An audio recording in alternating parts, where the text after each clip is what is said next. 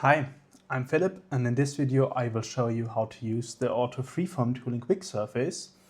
The Auto Freeform tool is like one of the advertised features of Quicksurface Pro over the traditional Quicksurface Lite, and it basically automatically generates you a step surface on a given point cloud. So this is quite handy if you just want to quickly extract some faces or a part to, for example, use for carving later. So you need a step file. And the traditional approach for the surfacing is like the typical reverse engineering approach. So for example, I now want to like extract a plane with this tooling, and then I would maybe use freeform tooling on the interior faces.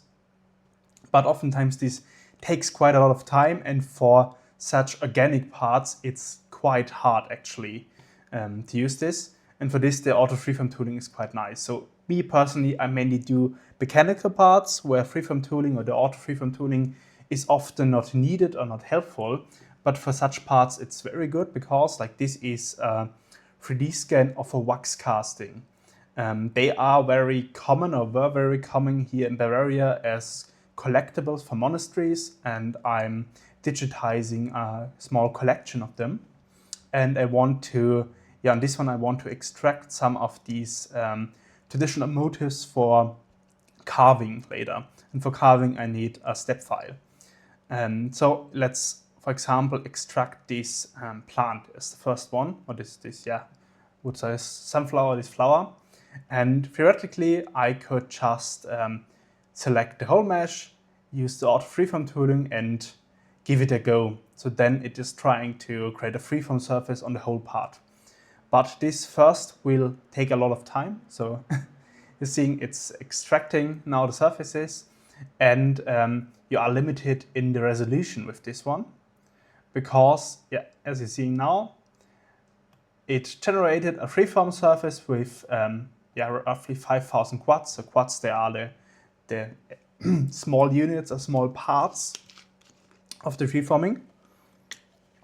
And with the quad size increasing, the part will be, or the surface will be increasingly complex, and the performance will degrade. So here in Quicksurface is actually quite okay to use, but when I later export it and import it in Fusion, for example, for planning the mill route, you notice the performance drop.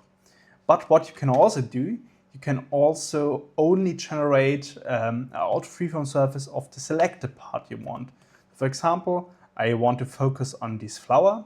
So I basically, to edit a scan, if you don't know the shortcut, just double click on scan and you're in the editing tool. Now I select the rectangular selection and ensure that the select through is on.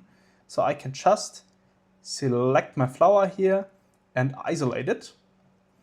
And now I can again use the freeform tooling. With preview, I just leave it on the default settings. You could theoretically increase the detail, but as you will see shortly, so now it generated the surface.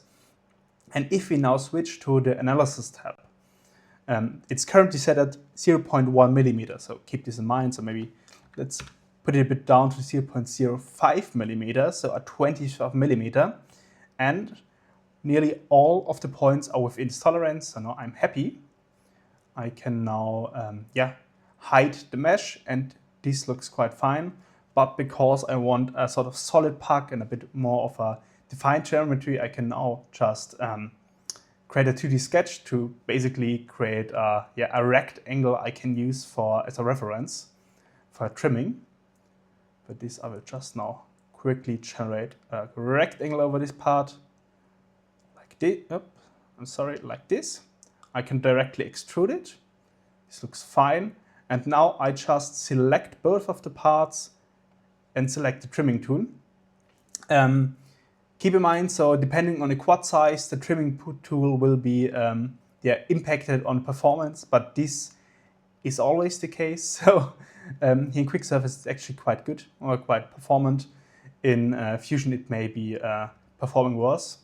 But now, as you can see, I'm having a solid body that I can now directly export to my desktop and then I can work on with it in Fusion or any other like SolidWorks or the program you prefer. So 2 additional things I want to show you for the auto freeform surfacing.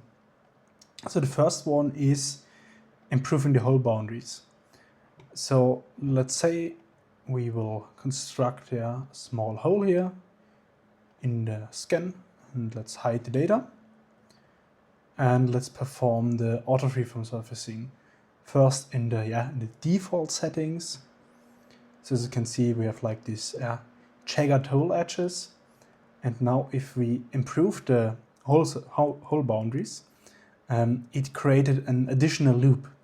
So this is very beneficial if you want to continue working with the parts or with like the hole, because now I have here the hole, and under surfacing I can, for example, select extend surface and quite easily manipulate it. With like the jagged edges of the original hole, this is more difficult. Same applies for the outer corners of the part. So this is just a bit of a helper. Keep in mind this improvement of the hole, or of the surfaces, of the boundaries, also limits to some extent the possibility the algorithm can do to closely fit the surface. So this is sometimes a bit of a trade-off. So now if we first do it without the hole boundaries, we can see nearly all the data is within the target tolerance. And now if we improve the hole boundary, we will see that some points, okay, 0.5 to 5 millimeters, a bit harsh, but as you can see here, some points are not within the boundary or within the tolerance, and if we disable this setting, it looks a lot better, but you can see especially here around the outside we have like quite jagged edges. So this is the first one, and so let's accept this one. We can delete the other one. And the next one I want to show you is the different kind of auto freeform tooling. So there's like the basic freeform tooling. I think this is also included in the Quicksurface Lite version.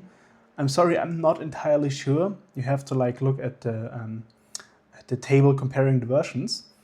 And then you have the feature aligned. I have been using feature aligned all the time. So this is like one of the big advantages of Quicksurface Pro if you need the feature.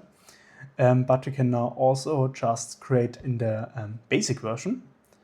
And as you can see, we're not in tolerance at all parts.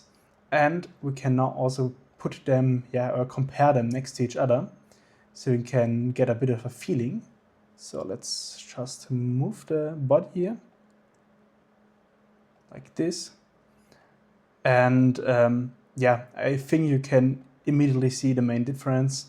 One of the other parts is here on the left we have the feature-based freeform tooling, auto freeforming, and there you can see the surfaces actually following the pattern of the part. Or here in the leaves you can see it quite nicely. This doesn't apply for the basic tooling. There I think it just does some, rasterization. I'm not an expert in like the algorithms behind it. But so basically the feature-based, the feature-aligned freeform tooling is better. Just wanted to get it out, and hopefully this may help you decide a bit. So this is quite useful. There are also like official tutorials for the auto freeform tooling for like organic parts, but I still need to dig a bit further and try a bit more out with the freeform tooling, because I mainly use the normal manual freeform tooling or the fit surface tooling, but I'm starting to appreciate the auto freeform tooling, as I currently am working a bit more with these like organic parts. Hope you enjoy it, and I hope you could learn a bit and maybe get a bit of inspiration for future projects. Maybe as a last comparison, let's just do one quick final comparison so you can see it's actually within tolerance. So let's switch to 0.05 millimeters again, and yeah, so the min max here is like, the min is 0.1 millimeters. The max one is here at the side, so this doesn't count. But yeah, hope you enjoyed.